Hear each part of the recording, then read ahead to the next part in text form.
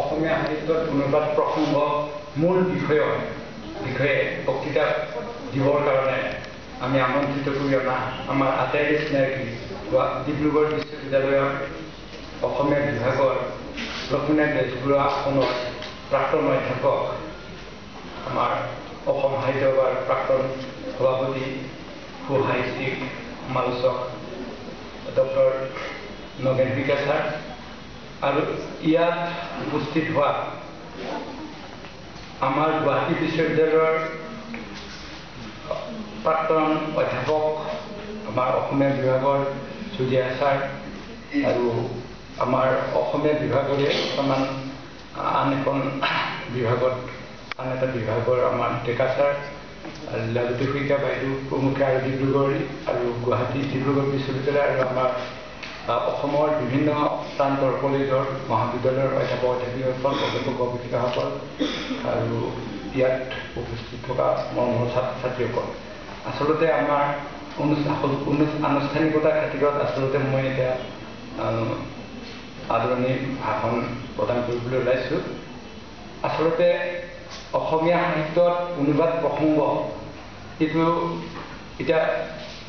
আচলতে আলোচনা কৰিবলগীয়া বিষয় ঠিক নহয়। আচলতে আলোচনা নকৰাকৈও আমি পৃথিৱীৰ আন সাহিত্যৰ নিচিনাকৈ আচলতে অসমীয়া সাহিত্যৰ ক্ষেত্ৰতো আৰম্ভণি অনুবাদ সাহিত্যৰ জৰিয়তেই হৈছিলে আৰু আমাক কোৱা হয় যে প্ৰাচীন অসমীয়া সাহিত্যৰ বা শংকৰোত্তৰ বা প্ৰাক শংকৰী যুগৰ সাহিত্য ৰাজ্য মূলতঃ অনুবাদৰ ওপৰত ভিত্তি কৰি ৰচিত হৈছে। কিন্তু তাতোকৈ আগতে আচলতে মানুহে যেতিয়া দ্বিভাষিক অৰ্থাৎ ওচৰ পাজৰৰ দুটা জনগোষ্ঠীৰ লগত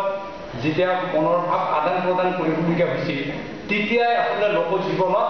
এটা অনুবাদৰ এটা ধাৰা সৃষ্টি হৈছে। আচলতে আমি থিয়ৰিটিকেলি নহ'লেও প্ৰেক্টিকেলি প্ৰত্যেকে আচলতে আমি অনুবাদৰ সাহিত্য বা অনুবাদৰ ধাৰাৰ লগত জড়িত। এটা ভাষা তত্ত্বৰ দিশত আমি অলপ বেলেগ ধৰণে আলোচনা কৰোঁ আৰু সাহিত্য তত্ত্বৰ দিশত আমি বেলেগ ধৰণে আলোচনা কৰোঁ। কিন্তু অতি সৌভাগ্যৰ কথা আমাৰ গুৱাহাটী বিশ্ববিদ্যালয়ৰ অসমীয়া বিভাগৰ যিটো ছেমিষ্টাৰ ছিষ্টেম সেই ছেমিষ্টাৰ কৰ্চত চতুৰ্থ ষান্মাসিকৰ এখন পেপাৰ কাকত হিচাপে ইন্ট্ৰডাকশ্যন টু ট্ৰেন্সলেশ্যন ষ্টাডিজ বুলি এটা পেপাৰ আছে আৰু ডিব্ৰুগড় বিশ্ববিদ্যালয় আৰু আন বিশ্ববিদ্যালয়টো সেইকাৰণে আধুনিক এটা সাহিত্যৰ জগতত এই এটা ডিচিপ্লিন হিচাপে পৰিগণিত হৈছে। কিন্তু সেই অনুপাতে আমাৰ অসমীয়া সাহিত্যত তেনেধৰণৰ বহুলভাৱে চিন্তা চৰ্চা হোৱা নাছিল বা হ'লেও যিমান হ'ব লাগে তেনেধৰণৰ হয়তো হোৱা নাই বুলি আমি বিবেচনা কৰি বিশ্ববিদ্যালয় অনুদান আঁচনি বিশ্ববিদ্যালয় অনুদান আয়োগৰ আমাৰ অসমীয়া বিভাগৰ চেক বিশেষ যিটো আঁচনি সেই আঁচনিৰ অধীনত এইবাৰ আমাৰ আচলতে 2007ৰ পৰা এই আঁচনি চলি আহিছে আৰু 2012 এইবাৰে আমাৰ শেষ। গতিকে ইতিমধ্যে আমি এই আঁচনিৰ জৰিয়তে বিভিন্ন আলোচনা চক্ৰ আৰু গ্ৰন্থ আদি প্ৰণয়নৰ আৰু এখন অভিধান আঞ্চলিক অভিধান নামনি অসমৰ কাম চলি আছে। গতিকে আজি এই দুদিনীয়াকৈ আমি যিটো অনুষ্ঠান পাতিবলৈ যে আগবাঢ়িছোঁ তাত ইয়াত আমি দুদিনীয়াকৈ আলোচনা চক্ৰ অনুষ্ঠিত হ'ব। মূল চাৰিটা শিবিৰত আলোচনা চক্ৰ হ'ব। গতিকে এই প্ৰতিটো আলোচনা চক্ৰত ভাগ ল'বলৈ অহা আমাৰ সঞ্চালকসকল ডক্টৰ মনীষ ডেকা ছাৰ